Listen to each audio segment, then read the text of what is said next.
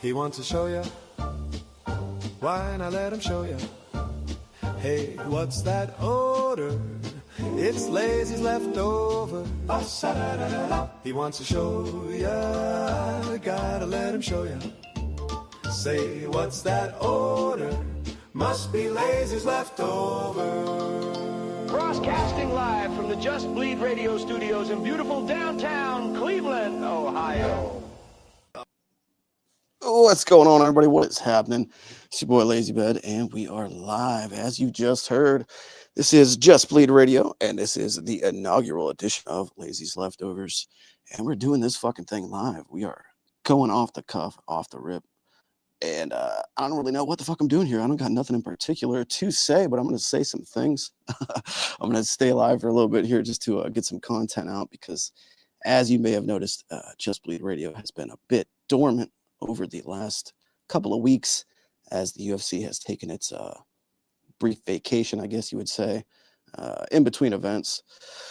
And in the process, JBR has kind of quieted down, although we did have some content that we put out over the break, our Naughty or Nice list, and we do have some more coming your way soon. We do have the 2026 JBR Fantasy Draft coming at you. That'll be pre-recorded, I believe, this upcoming weekend and released on Monday. So that'll be something interesting for you to get into. And then I do believe we have a preview show coming out soon, shortly thereafter, for the upcoming debut Paramount numbered event. So that'll be coming at you as well. But anyway, I just wanted to jump on here for a little bit and talk with you guys some and put some kind of content out just so the algorithm doesn't completely fuck the channel. But good to see some of you guys in the chat already. I see we got our boy Harmon in the house. Always good to have Harmon around. One of the regulars in all the shows that I frequent. Always a good guy, friendly guy, always in a good mood. I'd like to see Harmon around. Got our guy Omni King in the house. Believe I've seen you around in the chats as well, sir, but I'm not sure I've seen you in the JBR chat. So great to have you here. If this is your first time listening, awesome. Make sure you sub to the channel if you can. But yeah, usually, we would have the other guys on here, or at least I would at least have somebody here with me or have some kind of a game plan. But like I said, this is just entirely random. So decided to pop on here real quick. Of course, do have some bad, sad news that went down today with the departure of our guy BC from Morning Combat. Today was the final show for BC.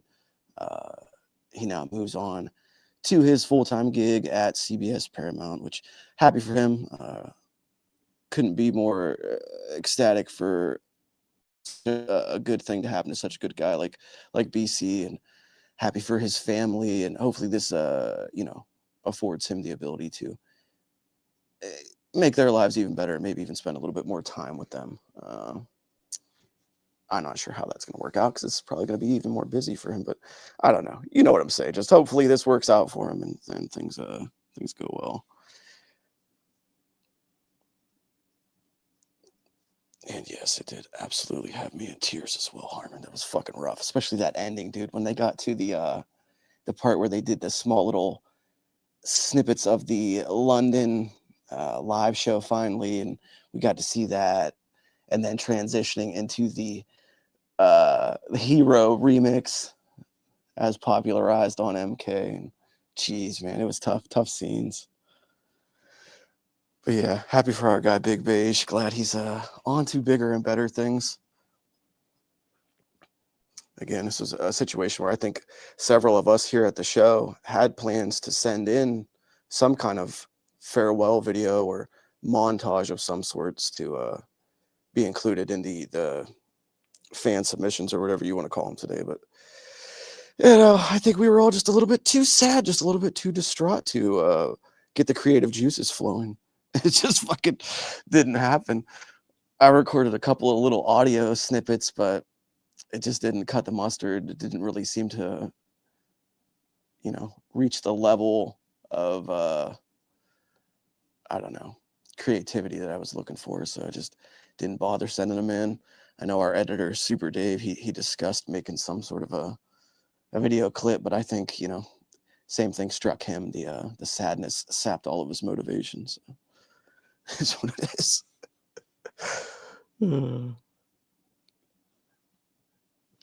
Yeah, the snippets were really cool. I think that was Snyder that put that together. I'm almost positive they said it was Snyder, and that dude does a phenomenal job with the editing, man. He's a fucking whiz with the technical stuff and the footage. Yeah, outside of that though, what else do we have today? Today we also had the unfortunate, and this was a double whammy, man. It was really tough because you had the BC farewell show today on MK, and then at that same time, during and for a bit after, we had the Abby Subban tribute show from MMA Junkie. And for those that don't know, Abby was a very important and integral part of the team over at MMA Junkie, who unfortunately passed away over the Christmas break. And horrible situation. Guy was 45 years old and father of several kids, young kids, and a husband, obviously, and just tough scenes, man. Really tough to hear all those people, his coworkers and stuff, going through that, and pretty touching tribute that John Morgan and Cold Coffee, Ken Hathaway, also of MMA Junkie, did on the MMA Road Show. If you don't watch that podcast, go check it out. It's one of my favorites. It's audio only, much like this one, but really good show. And both those guys were really close to Abby, and had a very touching show in tribute to him in their last outing. Man, just horrible stuff. You hate to hear anytime you know, somebody young dies, especially a father, but to hear from all his coworkers and the people close to him behind the scenes, and hear what a really good guy he was, and just a stand-up individual. Very sad situation to have happen, especially around the holidays. Fucking tough scenes there. But yeah, all around a pretty downer day in the MMA space, I would say. I don't want to get stuck on that, so we'll try to keep it a little bit more positive around here.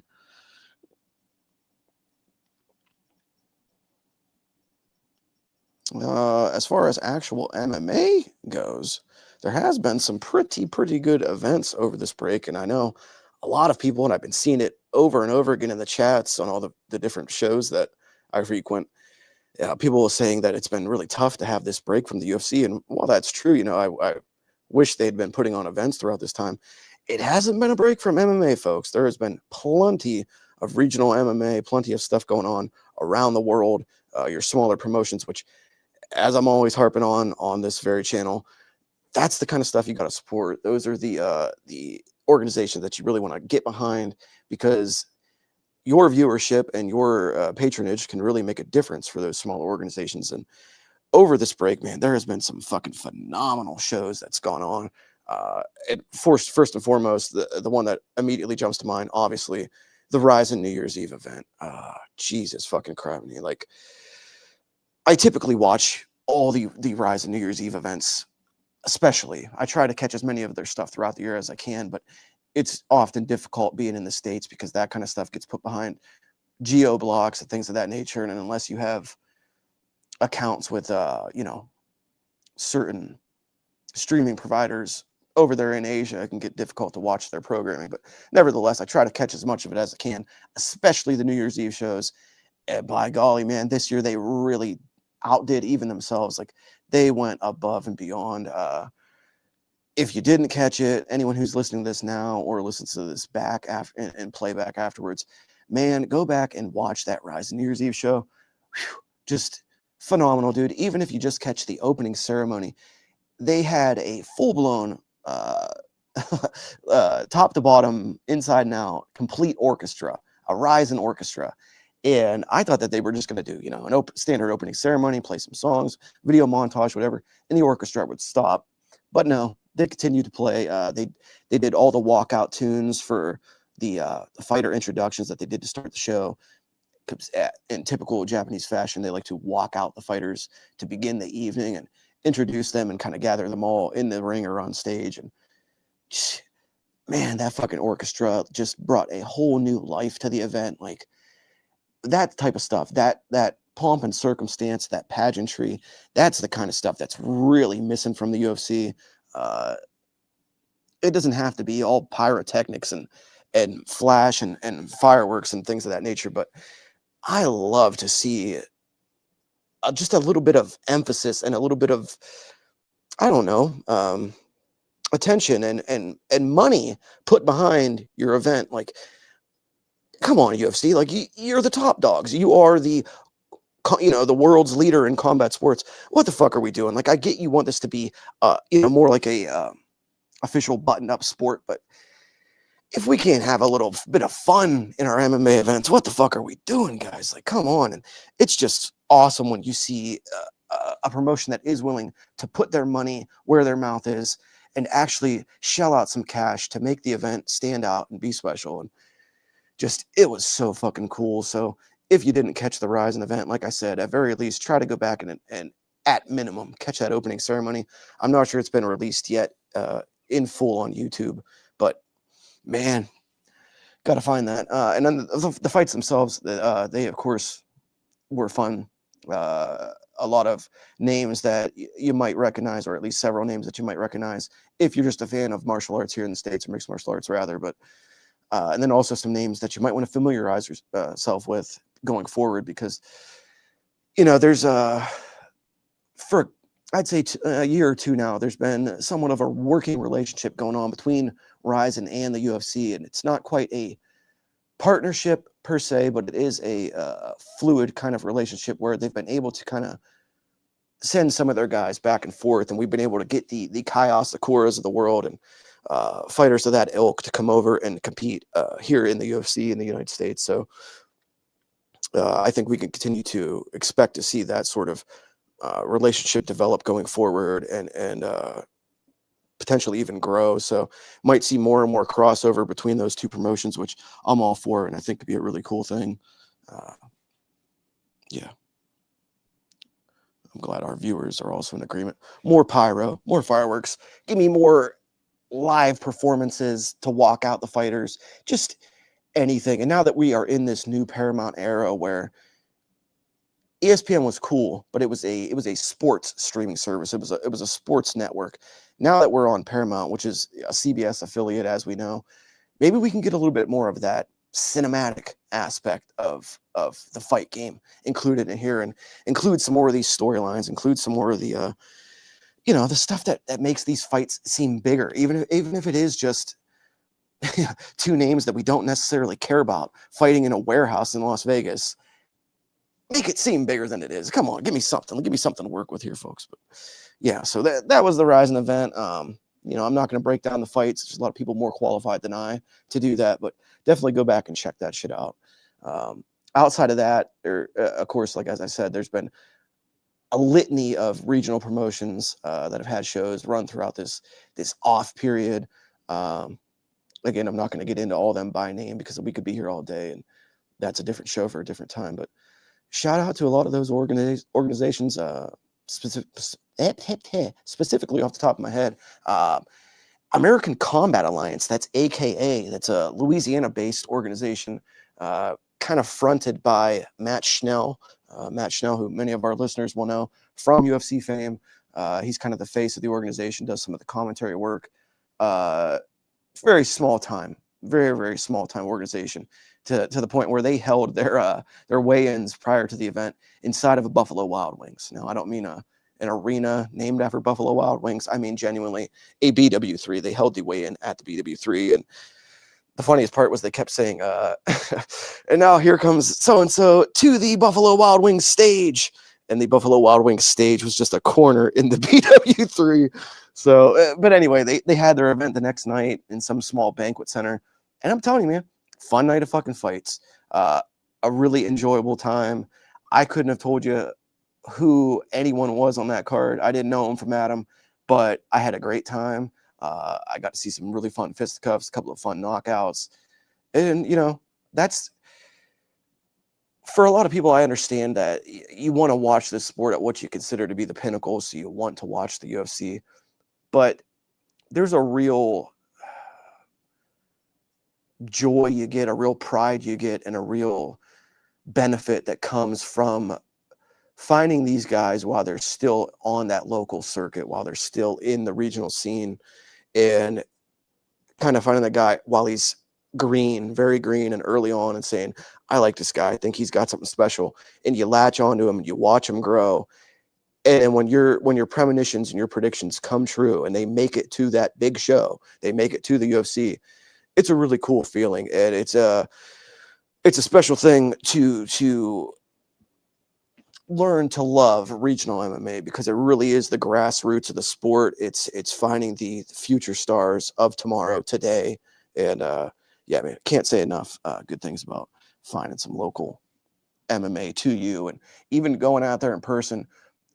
Get a ticket. They're usually cheap. You're going to have a good time. Get some drinks, get some food, watch some fisticuffs. I'm all about it. I support it so much. Oh, geez. What do we see here? John Ray coming in hot. What do we think about Stefanski getting fired? I mean, I'd be lying if I said that I watched this season super closely. I definitely did not, for a multitude of reasons, mainly because it seemed like a waste of time, because I think we knew the inevitable outcome of this season, as we normally do if you're a Cleveland Browns fan. But I think the Stefanski era has come to an end, much like the ESPN era has come to an end. Like, we gave the guy his time here in Cleveland, and we let him kind of make some mistakes and fumble through some things, and continue to give him chances. And, it's one of them kind of situations where I guess I hate to see you go, but I love to watch you leave. So it'll be interesting to see where the Cleveland Browns go moving forward, probably further into the toilet.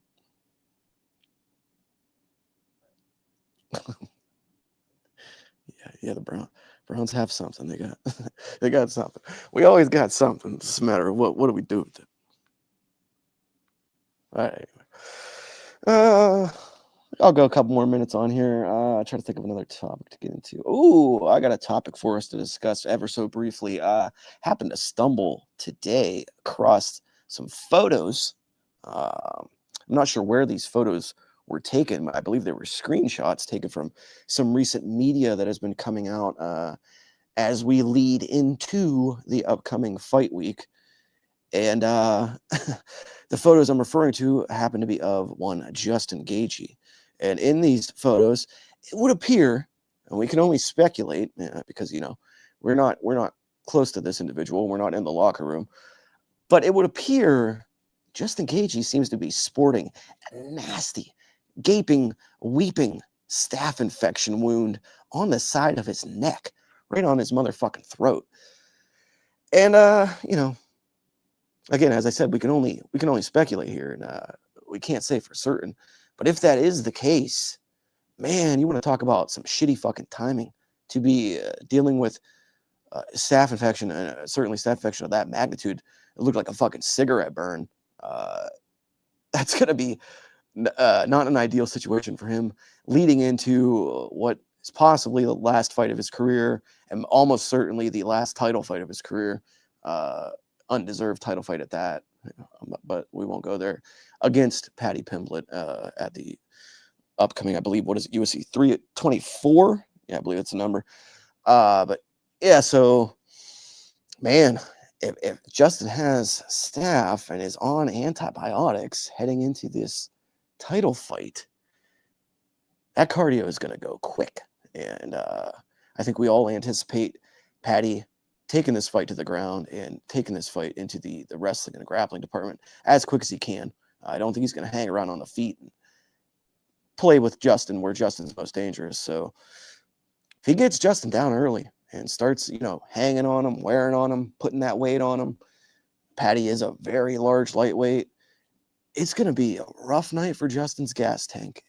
And, he's going to need that gas tank. So interesting stuff there. We'll see how that develops further, as media week continues and we get more of these photos emerging in the various things like the UFC embeddeds and whatnot. So just that happened to catch my eye, and I was like, God damn, like that does not look good, and that could not bode well.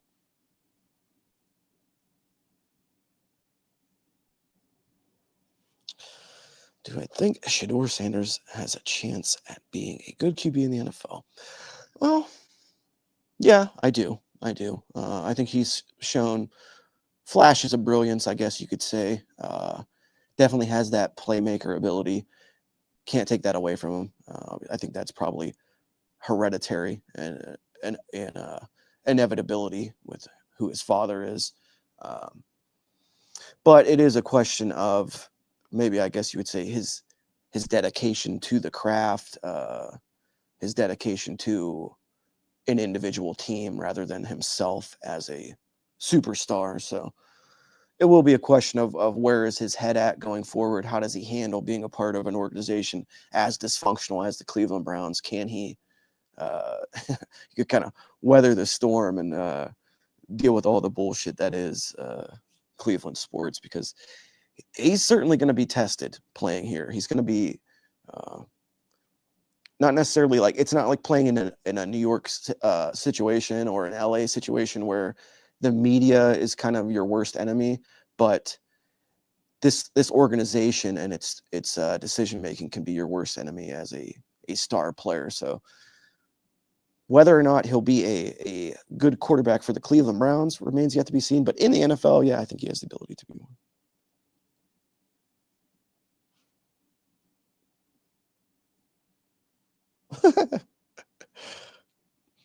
Got our guy Octopus in the house. That's my boy Octo. What is going on, Octo? Glad to have you, buddy.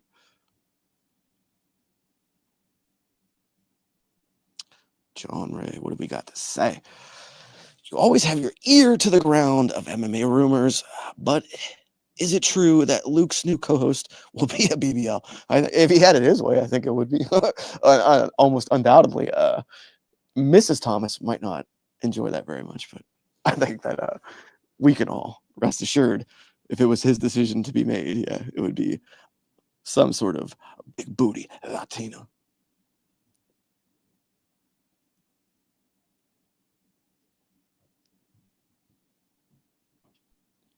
Harmon says, I just think this version of Gagey is a bit diminished, but he is always dangerous, so I wouldn't be surprised if he wins. I just think Patty, at this current moment, is just a bit more fresher and durable. Yeah, I would have to agree as well. I mean, Justin's better days are certainly behind him. Take nothing away from the guy. He's lived up to his name, his nickname throughout his career. He is the human highlight. You got Justin Gagey and you got Dominique Wilkins. Those are your human highlight reels, but that's a lot of wear and tear, on the body, and that's a lot of miles on the tires. And he's been too close to the mountaintop, close to the pinnacle several times, but I just think that this version of Patty has really come into his own and has really found his, quote unquote man strength and his dad strength now with his kids. Yeah, I just don't think that, the chance is always out there that he can catch Patty, but I think that this is Patty's fight to lose.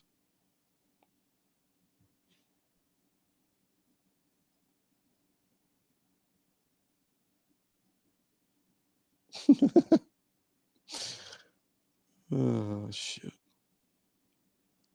Doing my best to keep up here, guys. I'm not the most equipped to be doing this. And I might have smoked the PRJ right before I came on here, so.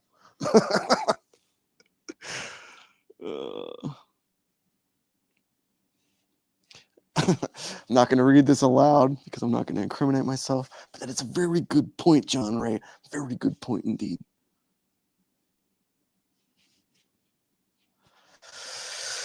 Oh, guys, yeah, I'll go a couple more minutes here, but like I said, I had absolutely zero clue what the fuck I was doing coming on here. Just wanted to come on and give you guys some content. I do have a outline, a skeleton outline for what I want this program, Lazy's Leftovers, to be going forward in this new year. I do believe I want this program to be done live. I want it to be done weekly, at least. I'm not sure which day of the week I'm going to settle on, but I will pick one here soon. But I mainly want this show to be, exactly what the title implies. I want it to be my show of leftovers, things that are too random, too regional to specific to my specific interest in the MMA world, to make it into the weekend roundup that we put out together as a whole, as a group each week. I want to kind of include some of the weirder and wackier things of MMA in this show. And for those that are familiar and of a certain age, you might remember a certain show years ago on the E channel that was called Talk Soup, or eventually just called The Soup. And it was basically a potpourri of all things going on in the world of entertainment at that time. This was kind of pre-YouTube and pre-major streaming days. And I kind of want this show to be a version of that. I want this to be MMA's version of The Soup, or Talk Soup. I want this to be a little bit of everything, a little bit of this and that. Just whatever stories catch my eye throughout the week, bring them here, highlight them for you guys, and kind of have, some recurring segments that are themed over, or themed after, rather, leftovers, because I'm probably stoned when I make this show, and I'm probably thinking of various munchies I could eat that might be in the fridge. So that's kind of the idea of what I want to do with Lazy's Leftovers here.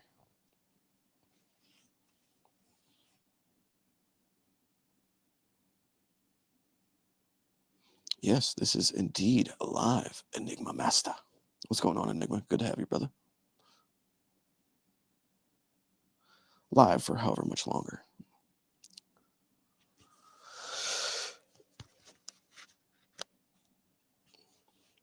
Yeah, I'm hoping it works out. I'm hoping that it can kind of become a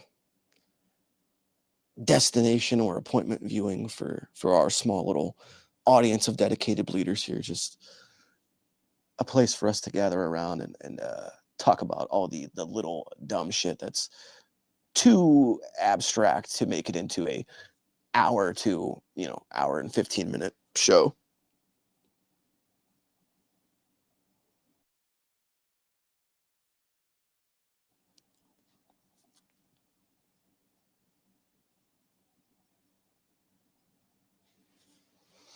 As far as anything else, trying to think, give some shout outs to my guys, my boys that are probably listening. Shout outs to our guy, our number one Californian can crusher, my boy Austin, aka No Special, who is I believe out there on those mean California streets, those highways and byways, making his way home from wherever he was working today out in the field, dealing with various varmints and pests and critters in his pest control job. Shout out to Austin, aka No Special. Hope you're listening, brother. Hope you had a good day. Hope when you get home you crack open a cold one.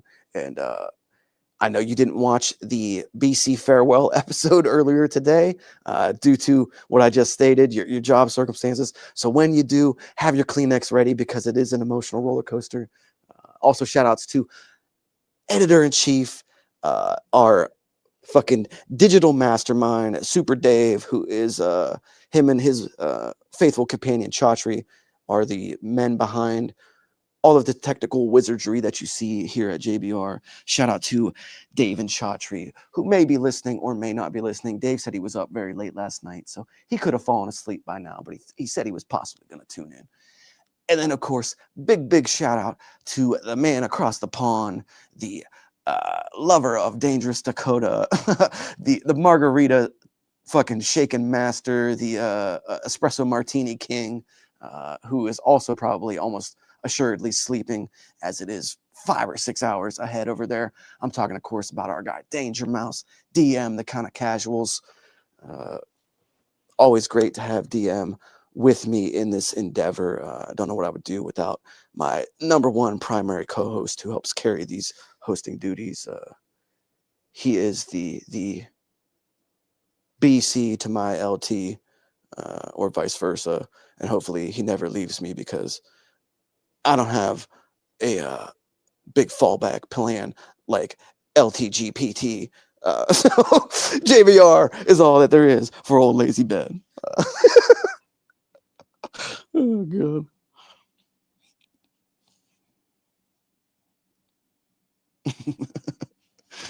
All right, well, I'm fucking rambling now, and it's getting late, so I should probably go ahead and wrap this thing up. But it's been a pleasure having you all tune in to this inaugural edition of Lazy's Leftovers. If you made it this far, obviously you got some sort of mental problems, or maybe you slipped and you fell and you hit your head and you couldn't turn it off. But either way, you made it all the way to the end. So if you made it to the end, I haven't said it already. So hit the like button, hit the subscribe. JBR is marching ever onwards on our way to 300 subscribers, even though we can't seem to get over like the 200 subscriber mark, but we're right on our way to it. Big things coming in this new year, more content, more live shows, more fancy, awesome editing from Dave and Chaudhry, more crazy hot takes from No Special, and more of that fantastic, smart, sophisticated sounding British accent of Danger Mouse. And from me, you can always count on me to be in your favorite chats, mentioned on all your favorite YouTube shows. I'm gonna be there. I'll be popping up, and I'm gonna be ready. And just yeah, that's the case. So everybody, thank you once again for tuning in. Hit the like, hit the subscribe, and we are fucking out of here. JBR, peace.